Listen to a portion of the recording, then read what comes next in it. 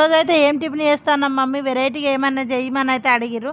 రొటీన్గా ఇడ్లీ వడ దోశ ఇవే తినుడు అవుతుంది. వెరైటీగా ఒకసారి అయితే మాకు వేయనంటే ఇక సండే స్పెషల్ కదా చికెన్ మటన్ తినకుండా ఇవేం చేసుకుంటారు అక్క అని అయితే అనుకోకండి. ఇక నేనైతే చూంచేది అయితే నాటు రవ్వ అయితే కాదు మొక్కజొన్న గడక. నేనైతే సూపర్ మార్కెట్కి వెళ్ళినప్పుడు అయితే తీసుకొచ్చిన. మా పిల్లలు అయితే ఎప్పుడు తినలే, ఇదే ఫస్ట్ టైము. వాళ్ళకైతే చేసి పెడతాను, ఎందుకంటే వాళ్ళు ఒకసారన్నా రుచి చూడాలని అయితే చేస్తాను. నాకైతే రెడీమేడ్గా దొరికింది. ఇప్పుడు అయితే మంచిగా రెడీమేడ్గా అవైలబుల్గా ఉన్నది కదా.